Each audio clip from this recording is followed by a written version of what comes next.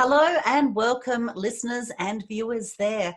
And joining me today with Donna Pemberton and the series 2 of our 4-part series for talking about Donna's expertise and the information that she can help you with in lead up to her 8-week intensive webinar program that she's offering you to all about the power of money and empowerment principles for you here today. 4 parts, a little bit of a watered down version ready for you, something for you to get your teeth stuck into as far as what she actually can offer you. So Donna Pemberton, a mindset coach, hypnotherapist, NLP practitioner, speaker, author, and helping us today with what not to do in your business. So she's going to be sharing quite a lot of lessons learned and some tips and strategies and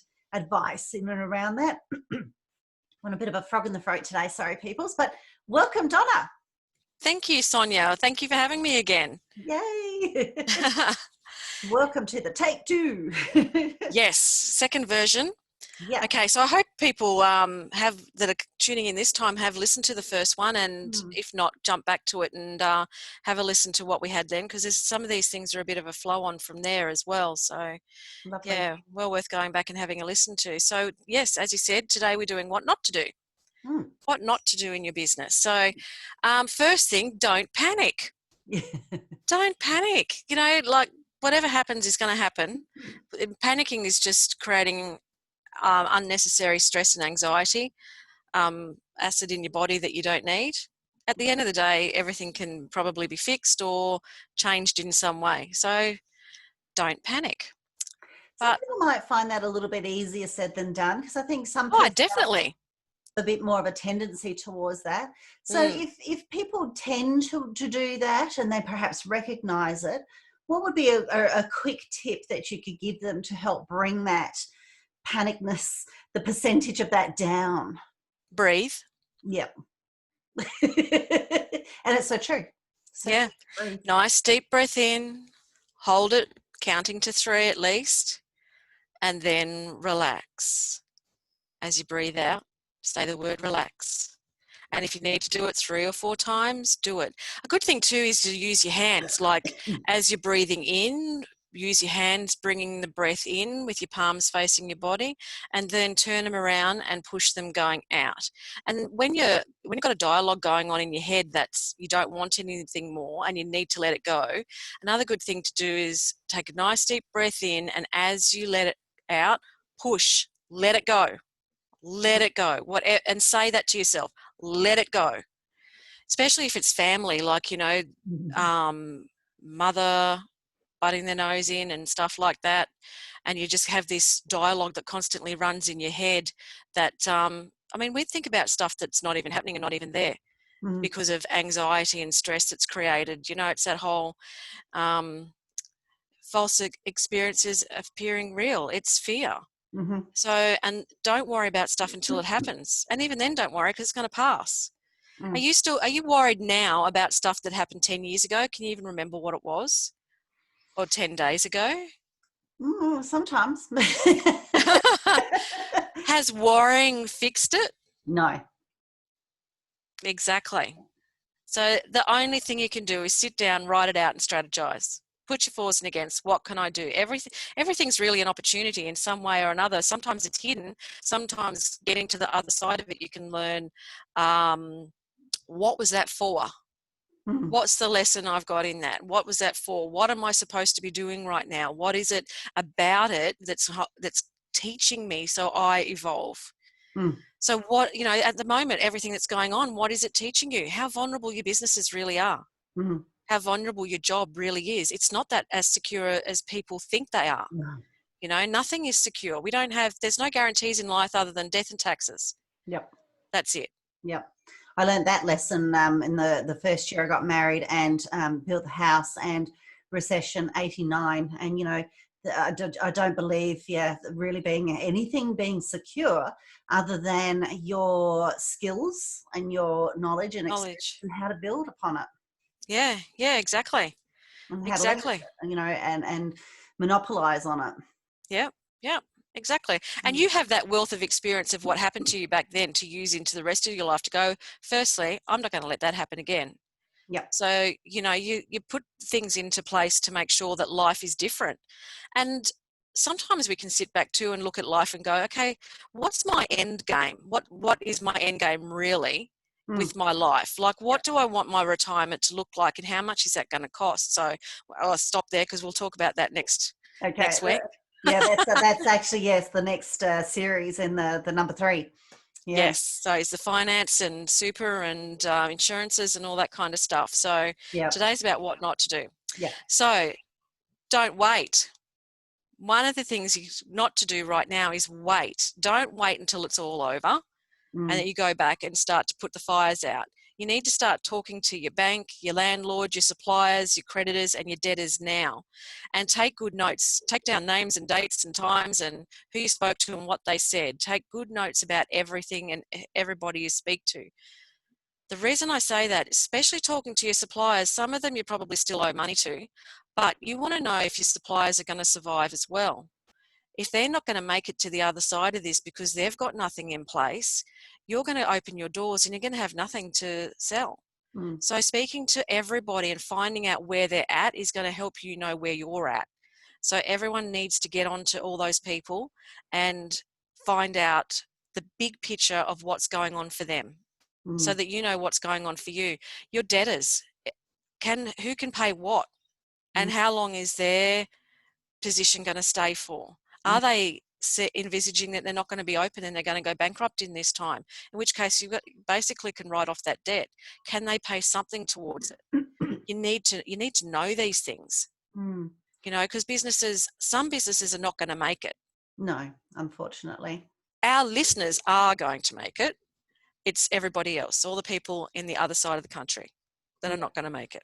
Yeah. So, yeah. That's interesting that you also say that, because as far as, like, you know, with suppliers, I saw in one of the groups, I'm with a lot of various different groups, and someone put in to ask for suggestions on the correct words to use and phrasing to because they were a supplier themselves, so they were sort of like the wholesaler. They weren't the manufacturer, but they were the wholesaler to then businesses to then retail off their products, their supplies through health food store. And they said, well, you know, when they purchase from their manufacturers, they pay up front. And they wanted to know how to change the wording in an email letter out to the people who purchase from them, who are the retailers, to let them know we want money up front Yeah, I know before money. we release the products. And I said, well, you can't really do that, as far as, you know, do you have something in your contract that allows for unforeseen circumstances to have an option to negotiate? Because otherwise it's a contract. You can't all of a sudden, if you have been giving them a 30-day, which they had been giving them a 30-day account, all of a sudden say, oh no, I'm not doing that anymore, now you got to pay me before I even give you the product.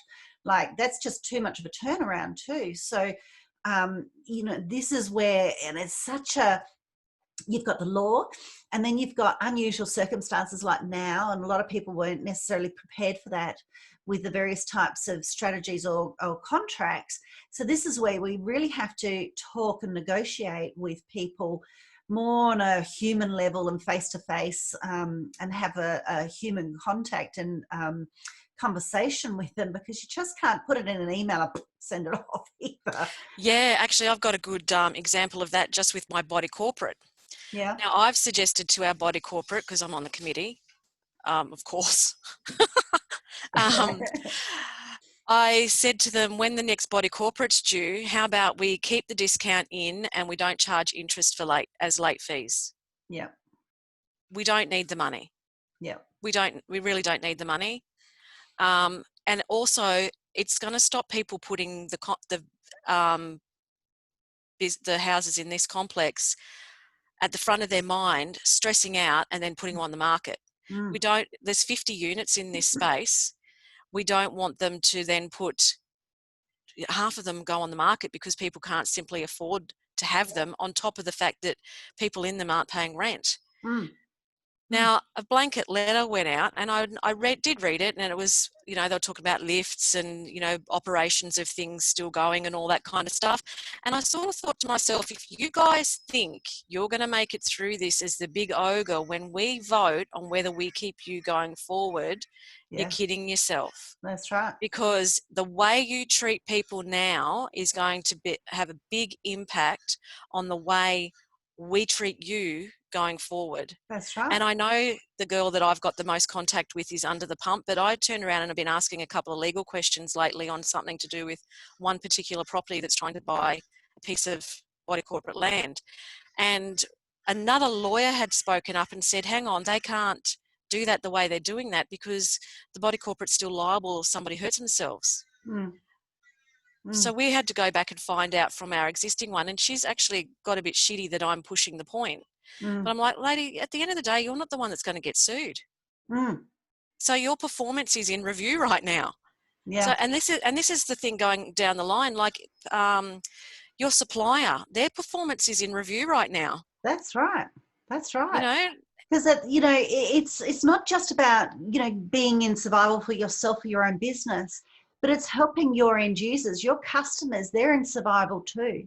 Yes. So if you can actually pave pathways for your customers and your clients and your stakeholders, and you're a bit of a solution person, then and you come to an arrangement, even if it's individual per case, exactly. I think now it has to be surviving. Yeah, at the moment you have to. Everything has to be on an individual basis because everybody's position is different. And that's where compassion, the whole, the big word at the moment is compassion. That's right. And a lot of compassion is being shown. Well, compassion has to go down the line too. You can't just be the ogre and think that it's all going to come out your way at the end. And I think even some businesses that do need money up front saying that, look, we pay up front for that stock. Are you able to pay some up front? Yeah. Some businesses also turn around and say, yes, we're in the capacity to do that. Yeah. Or I'll give you a deposit. Yes.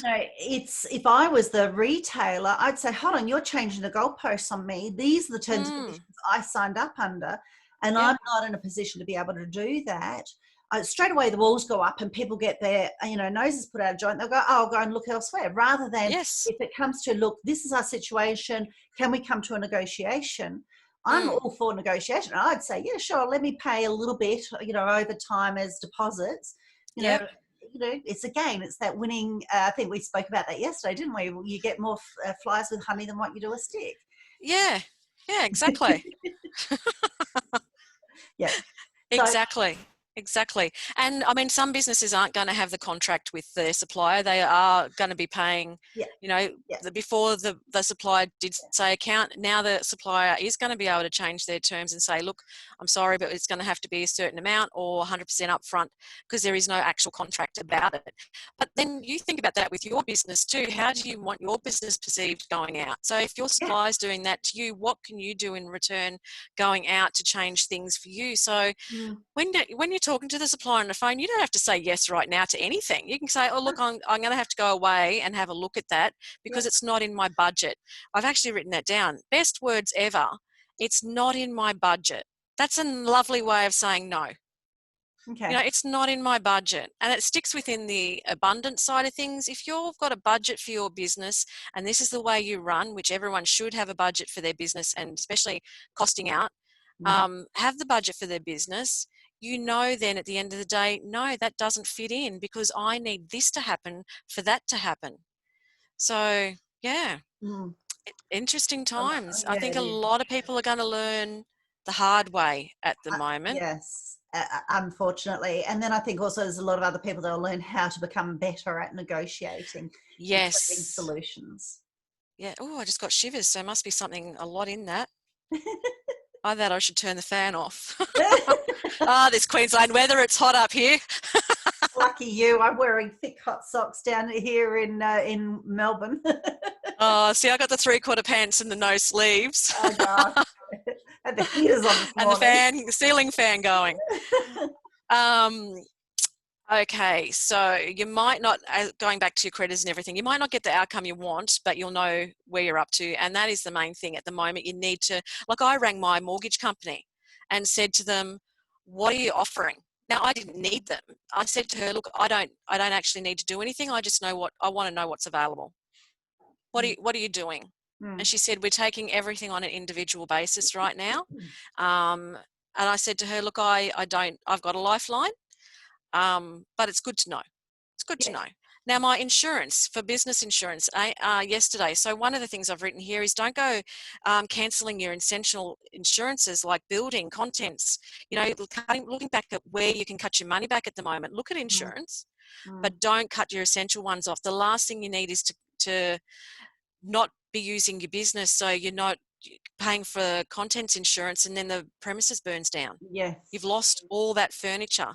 Like my contents insurance, I always think of house burning down. I don't think of being broken into and someone takes the TV. Yep. Same. I think if the house burns down and I've got to replace everything, exactly. or up here, floods. Yeah, floods. So, yeah, well, yes, exactly. Yeah. Yeah, I don't think of theft. I think of everything else, the worst case scenarios. Worst case scenario. So that's the thing, you know, you don't know what might happen, especially if you're in a complex like this. We've got adjoining walls, but and businesses that are in multi-story, or it might not be your shop that sets a fire, it's somebody else who's burnt the toast down, and then it's caught the curtains on fire, and next minute the whole place has gone up. So you have to think past what goes on inside your four walls. Absolutely. At times too. Absolutely. And then I was starting on AAMI sent me a message yesterday that they're actually putting a 6 months freeze on you needing to pay for your insurance. And I was like, that's really interesting. What does that mean though? What does that really mean? Yes, they're saying that you don't have to pay the insurance for the 6 months, but if something actually happened, you know, if something happened, where would you stand? Exactly. That's the part that you really need to know, because yay, I don't have to pay it. That's one less bill. But what does it really mean? So, and for me, you know, that it's mobile business. Well, at the moment, we're not doing a lot of mobile anything. So I'm like, okay, well, I think that I don't need that insurance for the next 6 months, or do I? Because it still covers me in other ways. So it's really diving into what you're insured for. Good time to have a look at all your insurances and renegotiate some. True. You know, some that you actually in the Barefoot Investor. One thing I noticed, I didn't know my car insurance had lapsed. This is quite some time ago because I wrote it off a couple of months after this happened. And when I realised that hadn't come out of my account the following month, I rang them and said, hey, you haven't taken my insurance policy, my insurance out. And they said, oh, you've got no policy. And I was like, what? And the way I drive, I really needed insurance. And as I mentioned, I wrote it off. And when they redid my policy, it was less. Now, I had looked at my car insurance for a while and thought, how is it that my car depreciates in value, yet my policy is going up every year? How can that be? The car's worth less. And when I wrote it off, I really learned how much the car was worth less. You don't do it as market value. You make set price, because market value, what you think, and market value, what they give you, is two totally different things. Yeah, it's the same as for your houses when you're having them. The banks come through and value that compared to what they actually real estate reach for real estate. Yeah, exactly. Because the banks look at your property as fire sale. If you walk out the back door, they want to know what they can get, bare minimum of it, to cover the mortgage insurance, and that's it. Outside that, your mortgage insurance is to cover the bank, not you. Yep. So banks come in bare minimum. If we had to fire sale this house off, we'll get this for it, and that covers this. Yeah. So that's why it's always less. Yep. Always less than a real estate agent. Okay, so spend time creating. So we're going to jump a little bit here and talk about online. Don't spend a lot of time making things perfect. So if you're starting to put something out online, starting to search around how Facebook works and webinars and things like that, don't worry about it being perfect. Just get it out and then fix it. Yeah. You've got plenty of time once it's out, because you'll spend, let's talk about a webinar actually. You spend 6 months' time of putting this beautiful webinar together. You're creating the package, you're doing all this stuff, you put it out, no one wants it. Yeah. Now you've just wasted 6 months of your time. You're better off putting it out, setting a date, start selling it now, and then making it. Yeah. So once you've created your first webinar and you got it out there, you're going to change it anyway, because you're going to have different ideas. This isn't going to flow when you say it out loud. There's going to be something in it maybe that you just don't want to do anymore.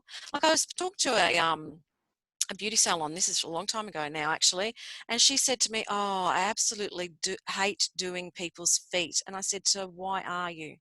Well, I'm a beauty salon, I have to. I said to her, no, you don't. No. It's your salon. If you don't want to play with people's feet, don't do it.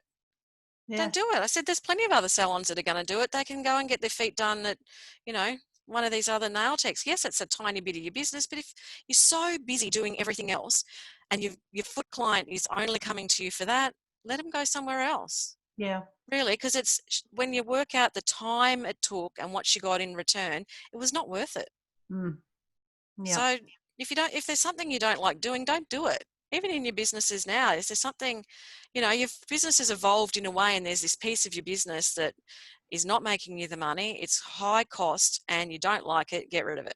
Yeah. Get rid of it. Coming back, look, we've revamped, we've done this. This is we don't have that anymore. I'm sorry, going forward. Yeah. You know?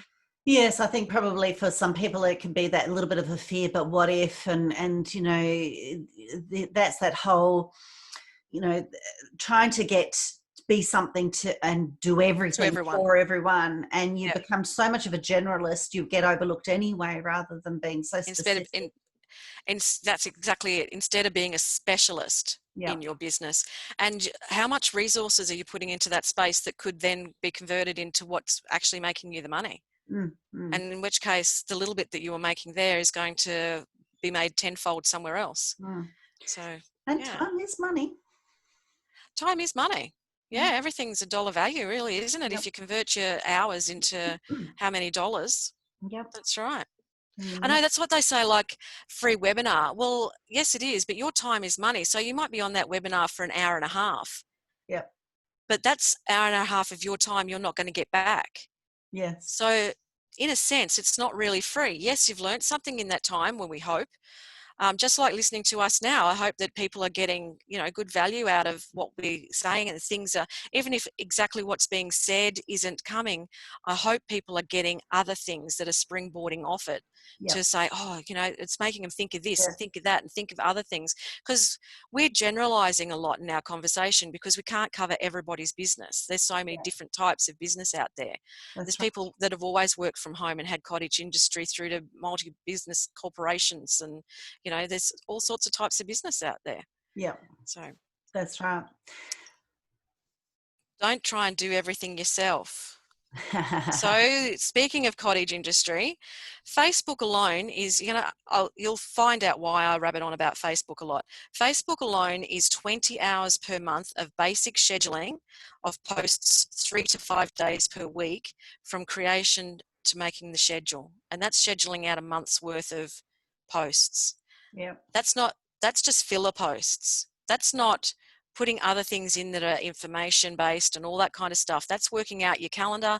This month there's Easter, so I'm doing an Easter special. I need to run all these Easter posts, working out what your Easter posts are going to be, and then having all those posts hit at the right time, scheduling them out. And all that creation time is time. Yeah. The money. So yes, start looking at outsourcing.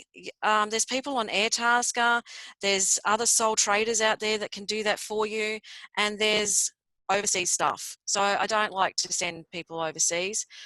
Mindset, again, you can look at it at, I'm helping somebody in a third world country put food on their table. We're circulating the money out of the country with the idea that money is going to come back. So if you can't afford a $50,000 a year, $60,000 a year staff member purely looking after Facebook or your social media, there's $5 staff over the other side of the world. Yeah. Give them a try. Try a few out. See if it works. See if if it doesn't work, don't use it. Yeah. But when you have to put a permanent staff member on, that's when all the other costs come into play. So you need to be able to work out if that's of value to you. Mm. Um, And then we yeah, do have VAs here, like, every yeah, country has their own VAs, so they don't have to outsource. And a yep, lot of the VAs, they often specialize in certain things too. So it exactly. is a matter of, asking around and giving things a trial and error as far as that's concerned. I know that in America they have Hire My Mum, I think it's called. Oh, Um, wow. yeah, There's a business. yeah. Someone listening? Well, exactly. And so here in Australia, we do have VAs, pools of VAs here. I just think that that particular sector here just needs to get a little bit more organised and with what they do and how they can collaborate together and pool together.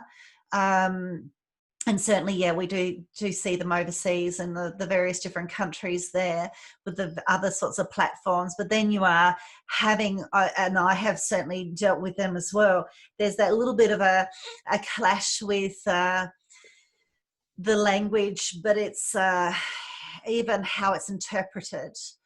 Yeah. It's a simple Yes. sentence and they can Yeah. understand, but it's Their the social norms are different. sometimes the social norms, the innuendos, the Mm. assumptions Yeah. Yeah. can Yeah.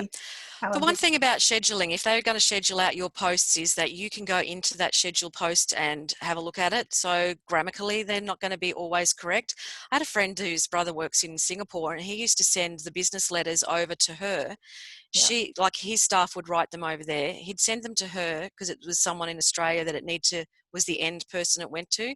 yes, She would grammatically correct it for Australia's lingo, yep, send it back, and then he would send it off from his yep, company. yep, So, and she works for someone else, but she used to have this little side hustle going yep. on that she did for her brother because he has this multi-million-dollar business Yeah, overseas. I often recommend people to do that as a sideline hustle. They might have a particular expertise they're really good at and they're really quick at, and it is worth your time to Get a utilize this copywriter. because you can do it a whole lot faster. And I know I've used someone who does the grammar and the grammar as well as the spelling and proper editing and proofing. Mm, And because here we have the UK English language, so this lady is in the UK, and because of the time difference, I get a very quick turnaround on it, and that I can catch her in sort of my normal hours as well. So it's worth it. yeah, well, that's it. Because your time is money. Excuse me. Your time is money too. So Yeah, if you're paying absolutely. someone less than what you would charge out per hour, that's worth it. Yep. That's worth it. You don't want to be paying somebody more than you charge per hour because then you're going to start sending yourself backwards. So, Yes. you got to watch that too. Yeah. So, yeah, doing that outsourcing of things. Now, don't over. Now, here's the part where you're going to learn about Facebook. Why I rabbit on about it. Don't overload your staff, then give them a first warning when they don't get the result. Mm. So now I'm going to relate this back to the company that I used to work for. So they are no longer, so I don't know sort of what breadth of what I can say in this space still, but they have been shut down by the ACCC, which we'll get more to that a bit further on. So I was the ads manager when I left that job. Now, I took on that role so they could teach me that and pay me a wage at the same time. That's the truth of me taking that. I was already on the way out the door, and one of the managers identified that.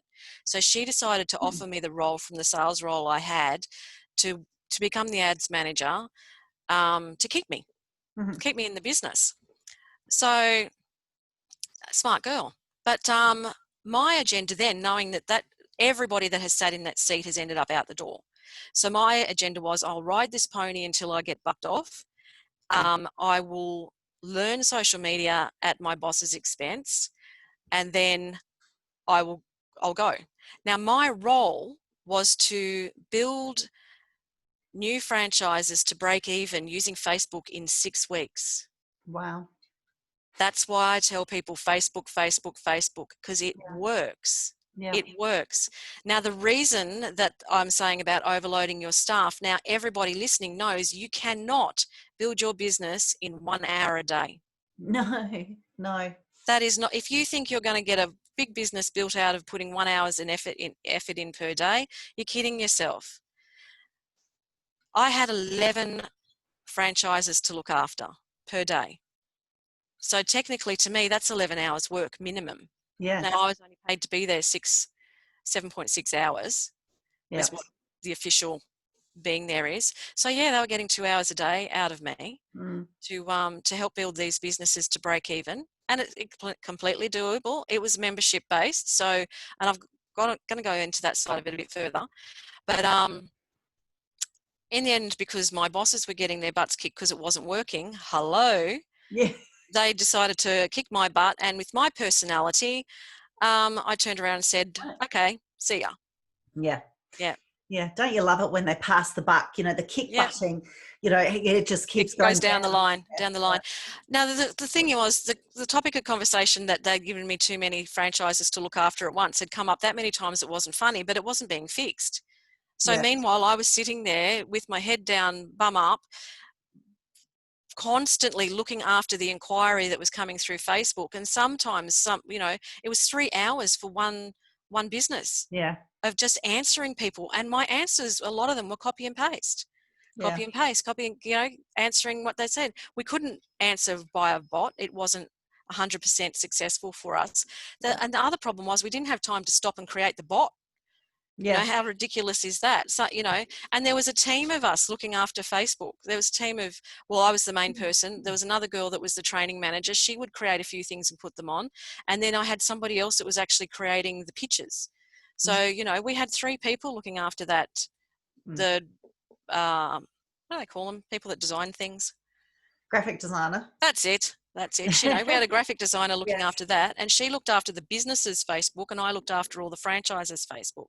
Yeah. So, you can build 6 weeks. Think about that. Business breaking even in 6 weeks using Facebook. That was the only bit that was going out, the only bit of advertising, other than a little bit of tiny newspaper stuff, but nothing to get excited over. Yeah. Well, business fundamentals teaches, that you don't put all your eggs in one basket. You don't don't put all your money and all your time investing into one medium, because what if that overnight changes? That's right. And Facebook does. Yeah, and Facebook does. You Literally lose overnight. the time that you've put into it, and your time is your investment. So you've money. You need to be across several things and look at the percentage of usage, and and get specialists, especially if you're needing to leverage it and want a whole lot of ROI, return on your investment. You might as well take it to a specialist. Well, the thing is, with Facebook changing so much, it is something that you need to pass on to someone else, because you don't need to bog your own brain down with all the stuff, unless you are completely sole person that, you do have enough hours with what you're doing to be able to keep on top of it. Like, I don't know whether it was last week or the week before, everything's becoming a blur. I was on a webinar with social media, because I'm always on other people's social media webinars. Yes. Because I'm connected with a woman that has a big webinar, a Facebook business, and they've put out this other guy, and then there's an invite to come onto his next webinar that I saw in my inbox yesterday, and talking about how quickly Facebook changed. So those tips that I gave you yesterday, don't use this, actually came from him, because at the moment, I've relaxed my side of the Facebook things, and I'm not one of these people that videos every 5 seconds and puts everything out, because if something annoys me, I don't do it to everybody else. So, and that's how I am with a lot of stuff, and a lot of stuff, there's a fine line between being in good business and ruining your business. Yeah, absolutely. Absolutely. It reminds me of someone that I was part of for a part of his training program, and, younger. And I know that, he was mostly, his clients were more of a younger person. So I know I wasn't his ideal client. But on the same token, and, I was teaching a whole lot around Facebook, but he was every day, if not twice a day, was doing these lives. And after a while there, about 6 months on, you could see that he got laps with it, because he's a chilled sort of dude. And we're getting him doing lives to us, and we're his customers, and that he was in bed of a night time, topless, okay, sure, he's a man, but it's like, I'm not paying to see you half naked here in bed, laughing and giving me fluff. I want, Yeah. for my Proper value content. for money, I want proper content, and I want it in Mm. a professional manner because we're all professionals here. Otherwise, you can do a talk anytime. This is not, so the differentiation between what you're putting out there as content, I think people need to be very specific and very Yeah. precise.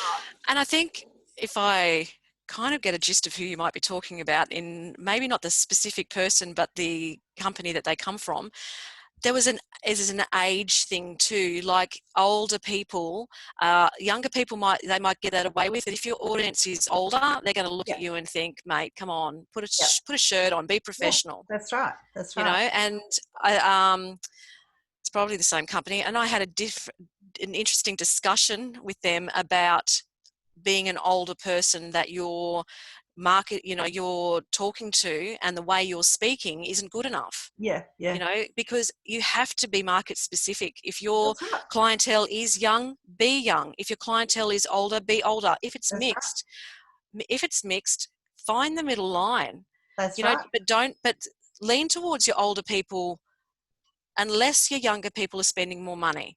Yeah, You've got to really balance it out, because you don't want to offend people. yeah, And a lot of people would find sitting in bed with no shirt on quite offensive. yeah. That was probably something that would make me switch off. I've got one on my Facebook who's actually he's come from the same people, is a personal trainer, and he's got his shirt off a lot. Now, Yeah, he is a fitness trainer. His business is about his body. yeah, And he eats excessively, and he does everything. Like I owned a gym, so yeah, I know a bit about health and well-being and working out and all that kind of stuff too. And everything he says is the total opposite. He does put a lot of grease into his body. I would be vomiting on the floor, like, because I don't eat a lot of that kind of stuff. So mm, some of the stuff he says, lots of value in it, lots and lots of value, hmm, but all the F's and all the other words that go with it, yes. when you're older, you don't want to hear it. Not You're done with necessary. that. You're not No, a kid anymore. no. Yeah, it's all that unnecessary vocabulary. Mm, mm. Yeah, and that goes along with really knowing who your target market is. And I do know Yes. businesses that do have several avatars. So their avatars might be those different demographics and different age Yeah. groups and different things that they're used to hearing and seeing, and how what information is presented to them. Okay, fair enough. So then make your marketing and your marketing message according to each, and don't do the blur and the overlap. Well, that's a good thing, actually, because this person's on Facebook. So Facebook's an older generation. So he's a younger person. He's probably got Instagram. So the way he's talking is really for Instagram followers. Yeah, It's not for Facebook followers, because it's more for 30s and older. yeah, that's So right. That's if right. your demographic is in their 20s and younger, you're looking at Instagram and some That's of the right. newer ones that have come since. So Yep. your TikToks and all that kind of stuff. I have to Yeah. look into this TikTok, because to me, TikTok so far sounds like just a game thing. Yes. Yeah. It's very short with its little videos, and it was, yeah. Again, I think it's more the Z generation, really. Mm, mm. XYZs. So don't overlook the obvious either, because maybe it's your answer. So start writing your lists of ideas, even if it's just one word, because what's always been obvious, you think everybody's doing it, maybe they're not, because everybody else is going, no, that's too obvious. Yeah. So have a look at your obvious with your business. Have a look at what everybody else is doing. Are they doing it? Yep. Are they, think of a cafe. So if you started to um, write it down, all your ideas, and you think, oh, no, I can't do that. I can't do that. If you go back to a cafe, yes, they make coffee. So it's very hard for you to sell coffee over the internet, a cup of coffee Mm. over the internet, because you can't, it's a delivery thing. Mm. But can you sell your beans? And can you can you start selling the sizzle of a coffee? Yeah. Show people how you make the pretty pictures on the coffee. I've always been intrigued. How do they do that? Yes. All the How do artwork. they make the pictures? Yes. Because you're keeping people engaged with your Yeah. business, because people's habits are being broken right now. So the people that used to go and buy 10 cups of coffee a day, when we come back, they might be financially in a different position and can't do that. Yep. You need to be prepared for that. That's right. So keeping people engaged with their favourite coffee shop is Yep. going to be something that needs to be. You think about your business and how you can keep people engaged in this time. Like we went back to your CRM, back to your customer base, and be writing to them right now. You know, ask them how they are. Be about the customer, not about your business. How are you doing right now? Everybody's feeling it. You know, we understand and can't wait to get back and see you all again and all that kind of stuff. Yep. So, yeah, and organize that. Don't think your memory is that good that you're going to think about or remember all the great things that come to mind right now. Write them down, because at the moment 1,000 things are on your mind. So the best Yeah. memories are going to forget. So if you want an idea of how to do a good brain storm of things, this is how my publisher teaches you how to start writing your book. Yeah. Write down 15 to 18 chapter titles. Okay. Then cross out the ones that don't really sit or you've written down before, but don't think about them, just write them down. So it's the same with your list. Write down stacks and stacks and stacks. If it's one word, if it's a sentence, just keep writing. Write it, write and write and write and write until you're empty. Yep. Keep a piece of paper and a pen, especially beside the bed and everywhere else. So at the moment, think about it like writing a book. Where do authors get their inspiration from? What do? They write everything down, and it's paper and pen, because paper and pen, actually physically writing, uses parts of your brain that typing don't use. Yes. So get off your computer, switch it off, and start using a paper and a pen. Yep. Same with reading. Don't be reading everything online. Get a book, because it uses part of your brain that reading online doesn't get to. Poetry uses part of your brain that reading a book doesn't get to. So get old-fashioned, in your hands, tangible books, but write everything down. Write it down. Can't stress that any further. Write it down. I've been getting back to that, even though my thumb doesn't like it, but I've been getting back to that. And then I have like a color coding with my highlighters. So yellow is like absolute, you know, have to deal with it.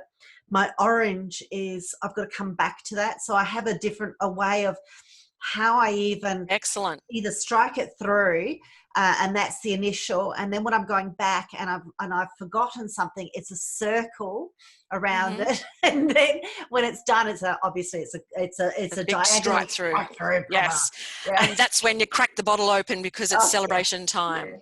Yes.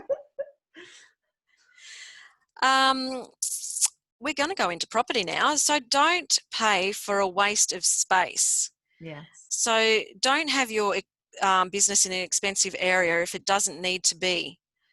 Now, going back to that business that I worked for, rent was over $20,000 a month.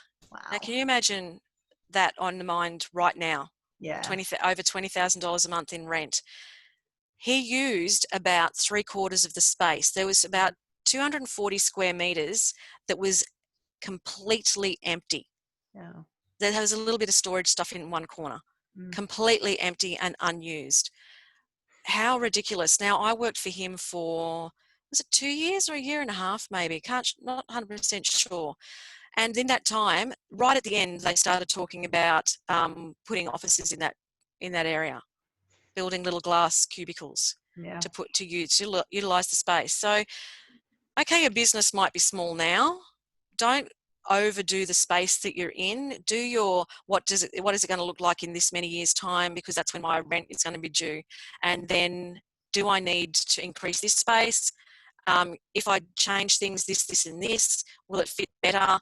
But looking at your cost of goods sold, this is going back to the auditing of your staff and auditing of your products. Your rent was in that. So how many products need to be sold to pay for those people? How many products need to be sold to pay for your rent? The whole rent's dead money thing. It's that money, once it's paid, you don't get it back. Yes, you've used the space, it's good, you need the space and all that kind of stuff, but don't be wasteful. My very first house, I remember the builder, there's a little side note to that too. Very first house, the builder said, any space that's not used is a waste of money. Yeah, absolutely. And But the little bit that I'm going to go on to is directing your answer to one specific person. Now, he directed that to my husband instead of me. I'm the one that remembered it. But who does he think was making the extension happen? He wasn't. He wasn't even working. That was the start of his 7 years of I don't need to work anymore because my wife does. So don't direct your answers to one people, direct it to both. Yeah. Because if you're directing it to the female and you're a male, the husband might get shitty about that or the female thinks that you're keen. Or if you direct it to the male, the female's going to get, at the end of the day, please the female. Yeah. So builders and everybody else, make sure the female is happy because she's the one that probably says yes or no. So she's probably the decision maker in the business or in the household or wherever. Yeah. So always make them happy. That's right. Well, they say happy wife, happy life. It's happy female business customer as well. I hope we don't get in trouble with that one. But, it is true in a lot of ways, because I think that we are very used to making lots of decisions in a lot of ways, and especially when we've had children, because then we're used to making decisions on behalf of other people. Yes. So we tend to be, we're a little bit more natural networkers, and we go out and we research, we network, we hear, we will go and find out more. So that's why, a lot of the females that I've known compared to males, they're often the ones who really are making the final decisions. Yeah. Relationships should always be, equal, together and equal. Absolutely. And that's why you're really knowing your target market. Yeah. And that's the thing with talking to you direct your answers to both. Yeah. Because at the end of the day, you're really behind the scenes. You don't know who's the one with the checkbook. Yeah. Not that we use them anymore, but you don't know who's really the one that's going to tick off on that. Yeah. Yeah. It could be, hopefully it is a equal decision. Yeah. But you really don't know who's going to make the final decision. And if you put them off because you've directed everything to one and not the other, that you've just put that person out. They're going to turn around and say no. It doesn't matter what you come back with, it's no. And I mean, who do you sell the kitchen to? Yeah. Think about a building of a house. You sell the kitchen to the woman. Same with wardrobes. Wardrobes need to be built for women, not for men. Yeah. Mind you, my husband does most of the cooking for us. Some households are a bit different, but... Yeah. On the same token, though, it's when we've built houses and we've been developers, it's still more the finesse is, I've found between the two of us, and my husband being in the building industry, and even though he can come up with fabulous ideas, it's the little finesse things that has been more my contribution. So, it's still looking at the talents of those individuals, and by putting your message towards the grouping, you're leveraging those talents and that's how you want to leverage your market message as well as products and time. I know I am sounding sexist in what I'm saying, but we all know that the woman has the final say. So see, this is another reason why I'm single. I don't think I should comment anymore. No, we're going to get in trouble. But you are right, and I mean, there's a lot of chefs. There is a lot of chefs, and they're male. But there's a lot of female chefs too. So, but in a house, generally, it's the woman that the house needs to. Well, you make a woman happy in the kitchen, give her a beautiful bathroom and a decent wardrobe. She doesn't care what's happening in the rest of it. In the rest of it, it's poetic license. Yeah. But if you make her happy in those spaces, she comes away and she talks about you. So, my builder, he's fantastic. He's done this, he's done that, he's done the other, because you made her happy in those areas that mean the most to her. Yeah. And because we're the networkers. So it just depends on how you want your product to be messaged out. So if you want your messaging to go out through the female type of networking, it's going to be different than the men with their networking. I think we spoke a little bit about the BNI type of groups. The way that they network is really quite different. So that's right. How you position your message to them is going to be different too. Yep, exactly. Because we have more words to expend in a day. So we're natural talkers. Men have like a quarter of the amount of words that a woman needs to use in a day. Yeah. So that's why sometimes when women get home, they don't say anything. It's because they've used so many words that day. They're tired. I've often said that I'm the perfect wife because I talk all day and I don't need to talk at the night time. I just listen. Yeah, just listen. Exactly. I'm the perfect listener. Okay, so get back on point. What else should Don't we not do in our business? don't don't have too many chiefs and not enough Indians. I Yeah. think we touched on that the other day. Have your specialists and then have supervisors, but don't have a massive gap in wages, because one, it makes a business very top heavy. Look at who's actually bringing in the money. They're the ones that you need to give all the support to and the money to. You know, that the business that the gap in wage in the business that I was working for was $70,000. Now that's a massive amount of money. And look, I'm not going to sit here and say those people weren't worth it, because they were, but wrong business. He didn't need it. He didn't need those top heavy people. He needed, some of them probably saved his backside for a lot longer than he should have. Yeah. At the end of the day, he was doing the wrong thing. He was doing the wrong thing, and it has left a lot of people to a total of 15 million out of pocket. So, you know, and we're talking small businesses he's done that to. So I might jump and actually say more about that. It's like, don't run your business as a Ponzi scheme, because we're talking about builders. So we'll say, we're going to use houses as my example. So the business was being run at the end of the day like a Ponzi scheme. So what I'm meaning is, if you were a builder and you're building a house, but your overheads are so high that you need to sell 2 more houses to fund the completion of your first house. So once you've sold those 2 more houses to 2 other people, you need to then sell 4 houses to pay for the build of those 2 houses. Yeah. So now you've got 6 houses to build as a total, but you've got 4 houses out there that need 8 houses sold to pay for the build of those 4 houses. Yeah. And then you're looking at 16, and each time it's doubling and doubling. So you're increasing the size of your staff, then you're looking at putting on managers, and that's basically, at the end of the day, that is a Ponzi scheme. But It's a very poor business model. And the ACCC will shut you down. Yeah. At the end of the day, that's exactly what happens. There's no viability. So I don't know exactly the amount. I think it was 100. If I go backwards in figures, I could probably work it out. But it was well over 100 people that lost money, because at the end of the day, he couldn't supply. Yeah. Couldn't supply it. And it wasn't that he was taking the money home. It was because his overheads were way too high. We're looking at the over $20,000 for having a business in the main street of Surfers Paradise, instead of taking a business that doesn't need a shop front out to the back blocks in Nerang. You know, that would have served this, you know, in an industrial area, would have had the same purpose. We didn't need to be able to see the beach from the 5th floor. It's beautiful to go to work and be able to see the beach out of every window, but we didn't need it. At the end of the day, it didn't build the business. Might have built a little bit of morale, but you get banner blindness after a while. And, you know, I mean, we did see the whales though, but you know, you get banner blindness after a while, and you don't see that anymore. Yeah. You don't see what's right there anymore, except for me, because I'm a bit of a stargazer. So yeah, I'll sit at the window and look out all day long. But you know, that's where I was going back to the waste of money. So yeah, eventually it does catch up on you, and your business will be shut down.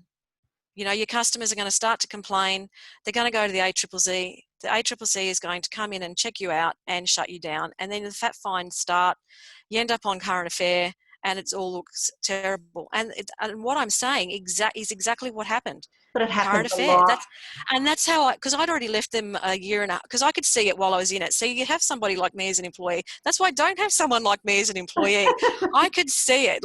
I sat there one day and thought, I worked out that it was about $1 million a year worth of staff wages, just basic wages. We're not talking about superannuation, workers' compensation, or anything else. It was just the basic pay. Basic gross pay. I worked out we were close to $1 million. And then I learnt that we were paying over $20,000 a month in rent. I mean, and the accounts team was 4 people. How did someone not pick this up? So, and I've got that note too. If you're, you know, don't have an accounts team that's not coming and telling you, hey, we've got a problem. Yeah, that's right. because they're the ones that your accountant's going to come back, your proper accountant that's going to put your returns in is going to come back and say, you shouldn't be operating. And when an accountant tells you you should not be operating, if you don't shut down, you are breaking the law. That's fraud. Yep, And that's you right. will go to jail. So once your accountant tells you that, if your business is running into that space, you need to pull up. Look, at the moment, it's perfect time for everyone to reevaluate your business because the Yep. brakes have been put on. Yep. Look at your business going forward. Take everything that I'm saying as, okay, that's a good thing to remember. Just make sure my business isn't running into that space. Don't end up on a treadmill in such a way, the whole mouse in the wheel bit, that you don't have your hands on the business. You need to be able to control it at all times. Don't grow too big that you can't control your business. Yep. Keep it within your grasp. Yep. So you need your left hand and your right hand need to know what they're doing. Absolutely. And then you might need to look, there's sometimes with some businesses, they inadvertently grow too big. And Yes. you really do need to be employing the people who do play devil's advocate for you, even though if they annoy you, it's really good to have someone who has an That annoys opposite you. viewpoint. Yeah, who annoys you, employ you. No, no. In fact, But, I've got a little note about that. Don't employ these top-heavy $120,000 a year staff and then don't take any notice of what they're telling you. Like, what's the point of having them if you're not going to take any notice of what they're saying? yeah, yeah, You employ them for a reason. yeah, Stick to that reason. If they're bringing value to your business and you want your business to grow because of where they've been, use the knowledge that they're bringing with them. yeah. Now, funny, because I've actually sitting back and writing my notes, which were done in paper and pen, we'll just point that out, for today. I was sort of reminiscing about stuff and remembered the HR person, which we didn't have when I first started there, came out one day and she goes, Donna, your resume is not in your file. I went, oh, really? I got that job by text message. That's why it wasn't. I was like, oh, really? That's interesting. I wonder what happened to it. And looking across to the person who sent me the text message, and we were both smirking at each other because it was an old co-worker from a different Yeah, business that sent me a message and said, Donna, I can't get good staff. What are you doing? Do you need a job? yeah. I said, yeah, what are you doing? I was had enough of where I was. What are you up to? What are you doing? She told me, and I said, oh, look, because I was working night shift 4 nights a week, I thought I can come on my days off and work and see if I like it. So I went and worked for them for 4 days. On the 4th day, I was like, I'm going to have to send a message to my boss and tell him I'm finished because I have to go back on night shift on Friday night otherwise. So on the Thursday night, I ended up sending him a message and saying, I'm not coming back. Might be And I quite a was few. casual. Oh, I was casual. quite a few people finding themselves in this situation right now doing that. I think we spoke about that yesterday. Yes, That yes. yeah, and look, it's great to bring in extra streams of revenue for yourself, or to look at opportunities and how you can assist others as well as yourself, because you never know where that might go to. But be aware that because of this that's going on at the moment, you might lose your staff, and that you Yes, might have that's to right. for certain things. Yeah, you might have a whole new set of staff by the time you go. And plan for that. Yep. Plan for that, though. And that's why we were talking about the value of all your staff having procedures. Yep. So, having all those procedures written online so that if somebody else needs to get in that role, they have a knowledge base of what the other person did and how they did it and where they got the information from or what they used. Even breaking down Facebook. So I was saying that in my course that I'm going to have a couple of videos, one on creating a business Facebook page and one on creating the ads using Ads Manager, just the basic of how to use it. I won't be talking much, probably a little bit, we'll touch on copyright and all that kind of stuff too. Not copyright as in you can't use somebody else's stuff. Copyright as in getting a good grammar in your, and all your text outright and changing words. It's really unpacking. Yeah. It's a lot of unpacking and putting your grammar together effectively. Beautiful. But if somebody else sat in that seat, like when I left, somebody else needed to learn that role. Even if they'd been doing Facebook somewhere else, they still needed to learn the Facebook of that role. Now, when I left, I'm part of a webinar company, actually. I've got their package and I use their package and their team a lot in their knowledge base. They've got a lot of business knowledge and I lean on them a lot. go to their webinars, I go to all their stuff. Whatever Darren says, I'm listening, because he does it right. He knows everything in and out. He lives and breathes it. So if Darren speaks up and says, I'm putting a webinar on this week, actually it's on Facebook, I'm like, I'm there. So forgotten where I was going with that. Oh, somebody's jumping into that seat. He showed me things we didn't even use that they use. And I was like, really? So I was able to take that back to work. So your staff taking a couple of days off and going to learn stuff elsewhere are going to bring it all back. It's professional development. Yeah. And it's how you look at what's going on out there in the marketplace. What is the current trends that are happening, and looking at it? Do we need to implement something similar, or that's great to know that, so now we know how to differentiate ourselves even more. Yep, exactly. And that's the thing now. It's like, do it like Disney. At the moment, you need to do it like Disney. What does Disney do? Everything is a story. Everything is fantasy. Everything is alive. There's color. Do it that, there's a big marketing guy that I know, and that's what he preaches. Do it like Disney. And it's not that you're going to put Mickey Mouse on the front of your business, but look at your business and make it alive with color. Like one of the businesses he shows is a basic everyday lolly shop, and then he shows how after they transform it with basically doing the whole facade outside as though it's covered in lollies. His business has gone from hardly anybody in the door to packed aisles, and it's lollies. It's telling a story, but it's inviting people in. As the wow factor. Makes it inviting. It is the wow factor, making everything the wow factor. Some people's businesses don't need a shop front like that, like we were talking before about. The back blocks of Nerang would have been enough, and people are going to get on the line and they're going to start looking at where are these places that I'm talking about that aren't from the Gold Coast. But Nerang, you can have wow factor with your services. That's right. With your advertising, it doesn't necessarily mean it's your shop front, but your ads that you put out there, people need to stop and look at them.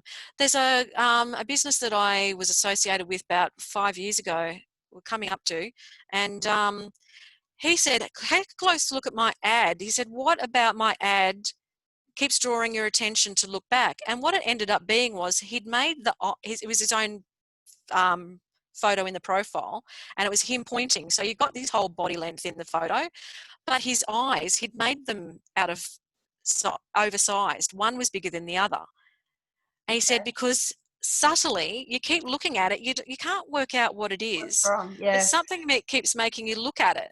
Oh, that's clever. And it was just silly things like that, making glasses a little bit bigger than they should be. It's those little things like that draw attention to look back at whatever it is that's going. See, I go to all other people's stuff all the time. It's to get more information. Like, what else is out there? What else is going? Like, one business every year puts on a full 1 day free of his business, telling people what's out there to use. And at the end of the day, obviously, he's got something to sell. He wants people to come to his business and be coached by them. I would. I definitely would. Because they know what's the latest, what's happening. They're keeping up on it. Every year I go. Yeah, saving other people time to have to then do their research. Yeah, and would I market his business to someone else? Absolutely. Absolutely I would. Because he puts on this 1 day every year. The amount of people I tell, go, you got to go. It's he gives you 52 things to implement. There's 52 weeks in a year. Yes, I know. Yes, and I'm interviewing him soon too. But I do once a year. I just brush toddle off. Yeah, there's lots of people putting stuff on out there. Find out about it. Find out about it. You can over webinar and you can over True. workshop as well. Like, you can get to the stage where you get burnt out and you're like, wow, I've got to stop, because you've got to stop learning and start earning. There's a time for that too. Exactly. There's a lot of people that spend a lot of time, they're professional, what do they call it? They're professional workshop or seminar attendees. There's a time where you've got to stop that. I think some of those too, especially people that work by themselves, they're good things to go to and get you that motivation, that hype up. You're around other people. You do a little bit of networking. Maybe you don't, but you got that enthusiasm. Like, I think it was 2 years ago now. No, it must be more. It must be 3.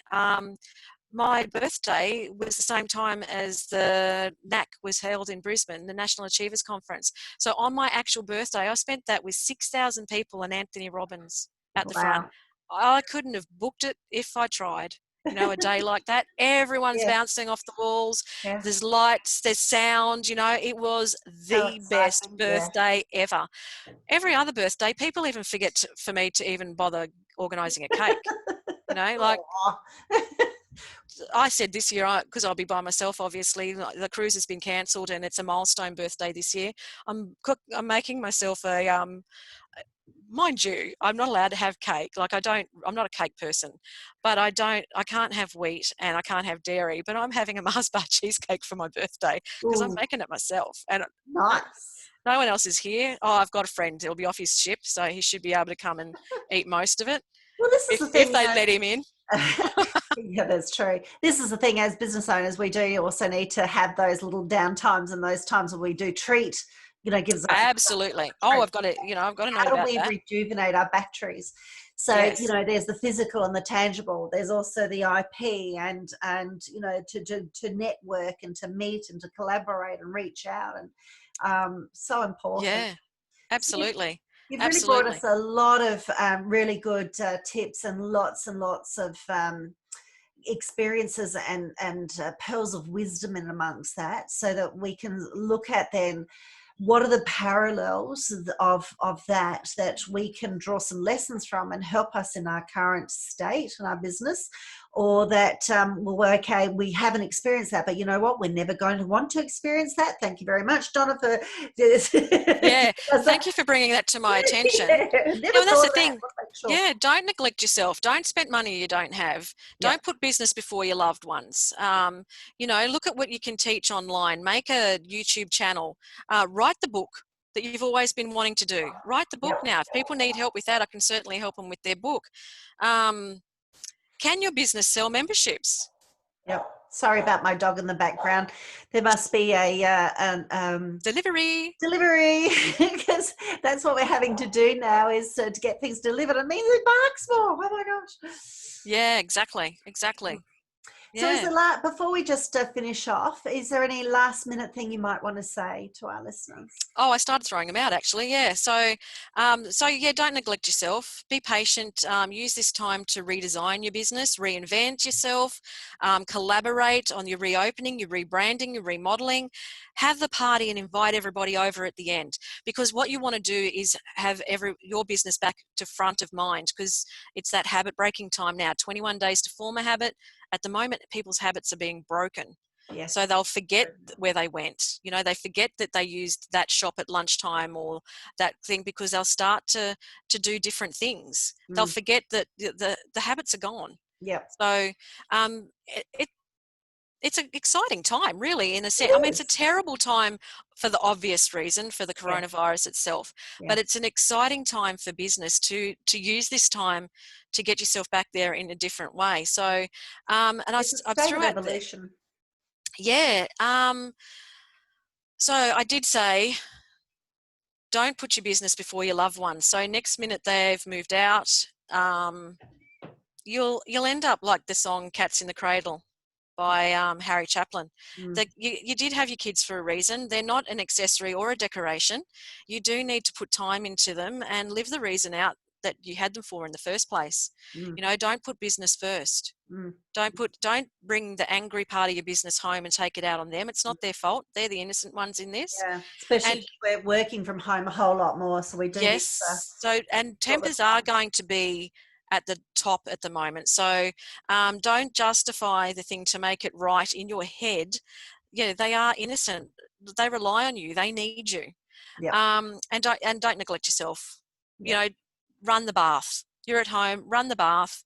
Put the rinse in your hair or the dye in your hair, Yeah. and you know, Face make mask. that bottle. Yes, put the face mask on. Put Bring the hair champagne mask when you're in on. the bath. I like to. Champagne and the candles. Yeah. Go for a walk by yourself, Yes. because obviously you'll be pulled up by the police if it's with somebody else. Um, go for that walk by yourself. Do some things like right beside my desk, actually, because I've got two desks. I've got an office upstairs and I've got a desk downstairs in the main part of my lounge room. I've got one of those old-fashioned desks that fold down, Yep. which is brilliant, because when it's full of mess and people come over, you fold it back up. People can't see it. But right beside it's one of those cheap, those rockers they sell where people stand on it. It's supposed to lose you. I call it the Fat Blaster 2000 because Oh, all yeah. it does is really tone you up a little bit. Yeah. But when I can't get my day started, I can see all these other things need to do, and I know I've got 1,000 things I need to do, and I just can't settle. I step on that because it goes in 10-minute cycles. So I step on that. Generally, I do 20 minutes on it, and I look around the room and I rebalance myself. What do I need to do? What's the most important thing to do right now? What's today going to look like? Use those kind of things. Use the first thing you do when you wake up in the morning. Sit up. Try and remember your dreams, firstly, because it's good for your memory. Secondly, meditate. Don't even get out of bed. Meditate. Sit up and meditate. It's like an extension of the sleep you just had anyway. And if you didn't sleep, if you're not sleeping because you are stressed, meditate. Even if you can't meditate silently, meditate with a subscription like mine. But meditate. There's lots of stuff that you can listen to that you probably have on the shelf that you haven't listened to forever. Do a mantra. Have the same word that you say over and over and over. If you want to speak to a specific person you haven't spoken to in a long time, meditate on their name over and over and over, and you'll be surprised they might ring you tomorrow. Things like that. Just use what you can in your home, and especially be doing your ground zero. Lay on the floor. Got to get back to your ground zero, because that's where we're at right now, is ground zero. Now, in Buddhism, they bow. If you've noticed, a lot of Asian people bow in Buddhism, and the bowing is about lowering yourself so that you're not on the pedestal. The other person is higher than you, and lowering yourself. That's what bowing is actually about. So putting yourself on the floor is taking the pedestal out from under yourself. You're now at your ground zero. Yeah. Kick that pedestal out. Everything that was assume it's gone, without panicking yourself about that. Assume everything's different going forward. What do you want it to look like? That's where you're at right now. What do you want it to look like? Lay on the floor and look at the ceiling. Try not to see that it needs repainting and the cracks are starting to appear. Glasses on. I found that out. Yeah, the foundations are actually moving. That's what you need to actually look at. If you think of a house, they're built from the foundation up. Oh, look at that. Excuse me. Must be time to get off. The foundations, and that's where you go back to the foundations of your business and build it back up. The moment you're doing that on paper, listen to me, I'm gone. The moment you're doing that on paper with your business, to get yourself ready to reopen again, relaunch. That's right. Now you got me going too. It's catchy. It's catchy down the wire. It's like a fax. Virtual viral. Yeah, well, we don't want a computer virus though, so no, we don't. Okay, so the other thing to do for people to think about is can you make your business into a course? Create your channel showing people how to do stuff. Yep. Your YouTube channel, you should have it anyway. Going forward, you should have a YouTube channel teaching people about your business anyway.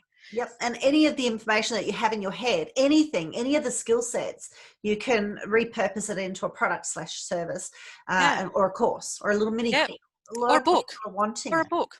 Yeah. Actually, I had a note here about a book. Where was that? Write a book. Write a book, because that's your business card. So you've got plenty of time right now. Write a book. You're looking at 5 to 7 chapters. Now, think of a plumber. 5 to 7 things people could do for themselves and not break in the first place. That means that they didn't need a plumber. Obviously, that's not the title of the book, because it's getting a bit long. Yes. But you are calling your book 5 to 7 things you can do that don't need a plumber. 5 to 7, it's all about 5 to 7 books. Look at the story. There's a story about a guy that was a rep that couldn't get into the businesses to sell them photocopiers, to sell them new and talk about their printing machines, because he was hitting the gatekeeper, which is the receptionist. She wouldn't let him in. So he wrote a book on the value of a receptionist. And he would give the book to the receptionist. Of course, all of a sudden, she loved him.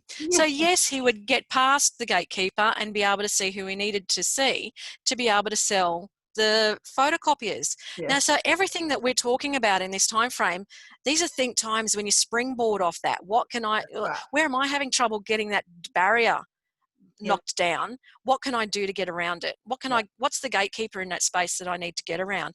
And write, the book, but your book is your business card, because people throw business cards out, but they don't throw out books. True. If you've got things in the back of the book that are, things for people to then turn around and say to someone else, here's a coupon out of the back of the book to get yourself a copy. They've just passed on your business card basically to say, give them a call, they'll send your book out. Yeah. And that's advertising your business. You've just got to think outside the square and put it in. Do anything. Nothing is a wrong idea right now. Well, this is the thing, we're almost rehashing some of what we're doing is the rehashing of how we used to do marketing. That's right. And just slightly positioning it in a different way. And then, of course, there's other new things, new ways of looking at how we're doing business and how we're selling our expertise. So, it's a very exciting time. Unfortunately, there'll be some businesses that will go through the hoop, but there's always opportunities out there. So how can you evolve yourself and your business? How can you adjust and go with the marketplace?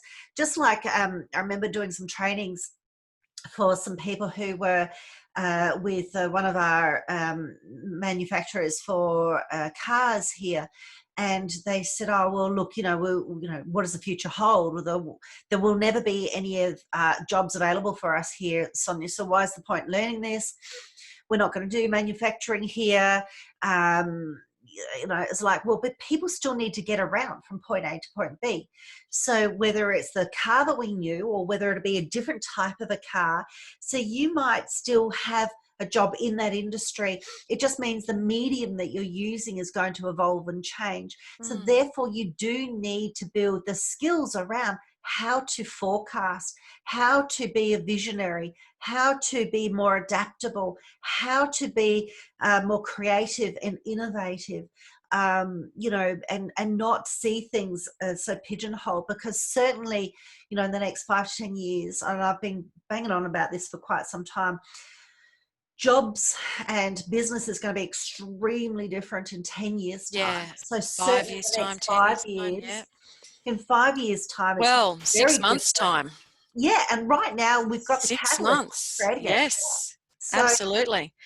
I know. I was a bit surprised when I saw something on TV to say that we'll still be in lockdown in 6 years' time, and 6 weeks' time. Years, can you imagine? 6 weeks' time, and I was like, whoa! Like I didn't see that coming. Yep. I thought a few more months, but I didn't sort of think 6 months. I didn't think we'll be starting to cancel August. 6 months, and that's a huge difference. It's massive, and you think about those rents to be paid in that 6 months' time with no income coming in. So get it out there and get it out there fast. What about Holden? Speaking of car dealerships, look at that. Look at that shock that they got all of a sudden. Now, the dealerships might have been a bit more aware before. Well, they would have been surely before it went to media. Can you imagine if they didn't, and that's how they learnt? Geez, that would be just poor business ethics. But I worked for a dealership and I know how much money they made per month and how many cars per day were being registered for that particular business. So, and I know how many staff, I know how many square meters. I mean, thankfully they didn't only have Holden, but it was the biggest part of their business. That's right. I mean, the guy that had that was an accountant prior to owning that. So if he had the realm of that right now, he would be able to turn that business on its head and make it into the new. But I know he sold it. So I do feel for whoever bought it, because I know how many dillips that they parted with to buy that. A few years now. I've been up here 11 years now. So I think it was in the early time of me getting here that it would have been sold. So they've had a few good years out of it. But I mean, he made that business run on a dime because he was an accountant and he lived and breathed the books. Well, look, when I more than a decade ago now, when I started technically teaching business at universities and RTOs, registered training organisations, when I very first came into it, so then prior to, the business model was always look at it as being when you're setting up a business and running a business, it was around 20 years. And then within a few years, it changed that, no, we now need to teach business models in 10 years. And then it was approximately 5 years later that we were teaching, sorry about the dog again, we were teaching the business model in 5 years. Now, they still teach it in approximately 5 years, but with a focus on the 2 to 3 years. And in that meantime, that we've seen pop-ups come along. So really, this has been around for a while for a lot of people, and for them to be able to learn how to pivot. And yet it's funny how we get caught in our habits that all of a sudden this now has happened, this catalyst being the virus. It's like, oh my gosh, we need to pivot. Well, hold on, but we have been doing it for a while. Let's look at those lessons and how can we just up the ante, really? Yeah. Well, I mean, I do my whole goal setting in 90 days. It's 90 day. What do I want the next 90 days to? I don't go any further ahead than that. It's I do technically, but a lot of stuff gets carried forward because there's a bigger picture. But it's what do I want the next 90 days to have achieved? And that's what people need to do now. Your 30, 60, 90, 6 months. That's right. And work everything like that. I've got a little visiting cat, and she's about to come in the back door and go straight to the cat food because she knows where it is. Well, I was about to just say we've spotted been her. talking for approximately an hour and a half, so we probably Oh wow! need to tie that off. Geez, I hope the listeners are all not falling asleep or anything. I'm sure they're getting. I hope they're getting good value. Lots and lots of information, lots and lots of value, and these series is like a little mini course, like I said. So, you know, people can come to and from and revisit certain sections too, and to rewind and look. There's lots of little lessons and pearls of wisdom in there that they can, you know, and lots of lessons really, so they can pick up lots and look at them. Well, how can they take that and parallel that to now their current business, but also with their very near future business, meaning in the next hour, the next day, the next week, the next month, the next 3 months, you know? Yeah, exactly. And we didn't say at the start, for anybody that didn't fit in, that my whole career path was accounting and finance, because you did list what I do now. Yes. So you've kind of pulled me out of the accounting and finance retirement. So that's, you know, talking about, you know, the knowledge that you've got and bringing it, using it now. Not my fault. And well, I mean, the funny thing is how excited I've got over it. And I'm like, oh, that's just sick. That is just sick. But I mean, there's so much knowledge and things that I've been through in my whole time frame, from owning fitness facilities to working for other people to working for, well, I've never worked for government, even though I lived in Canberra. I've never worked for government, but I've looked after government departments and stuff like that. So there's all that knowledge of all those different businesses that, like, I can impart onto people. And I'm kind of one of those people that, you know, you tell me your business type and I'll give you 6 different ideas of things to do with it. Same. So, and you know, that's from experience, because we've been around. Exactly. We've been around the block. We're a couple of weeks old now. You're next to the listeners there. The next talk is going to be around finance, accessing super for your house or your business, for your loans and things, tax and insurance. Yeah. So it's going to be meaty. Touch on those, yeah. And some really good ideas and tips in there to be able to help people for what's really creating quite a bit of pain is the finance at the moment. Yeah, exactly. I mean, we touched on a couple of little things today with that too. So, I mean, and as I said before, I'm not going to give you any financial advice. I'm not registered to do that. All my registrations for that fell away a long time ago. Yay. But yes, we'll talk about different things with that, things that people don't know. You know, things that you need to get on top of and don't know, but we might end up with that one being a little bit shorter than the hour and a half, because it's really, at the end of the day, it's not that exciting. Well, yeah, it might get a bit dry, but hey, look, you know, it's necessary things. All the necessary evils, the necessary evils. Yeah. I thank you so much for bringing all your information and valuable content today to the no problem. Thank you. Viewers. And really look forward to bringing them the part 3 for the next talk. And then the final one after that will be part 4, which is going to be on mindset and health. Yes. So really being quite holistic and helping business owners now with their current situation and into the very near immediate future. So thank you very much, Donna. And thank you. Thank you. And we'll see you then the next time. Yes. Okay. Look after yourself, everyone. You too. Yes. Bye-bye. Bye-bye.